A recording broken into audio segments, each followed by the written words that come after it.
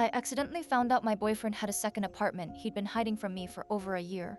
The craziest part is, I only discovered it because he left his laptop open while showering, and a payment notification popped up for some address I'd never seen before. At first, I thought maybe it was a storage unit or office space because he works remotely sometimes. But the rent amount was way too high. When I asked him about it later, he got weirdly defensive immediately and claimed it belonged to his cousin. Then, he changed the subject so aggressively that I knew something was wrong. A week later, curiosity completely took over and I drove to the address myself. There were women's shoes outside the apartment door. My stomach dropped instantly. I knocked anyway, and some girl answered wearing one of his hoodies. She looked just as confused as I was.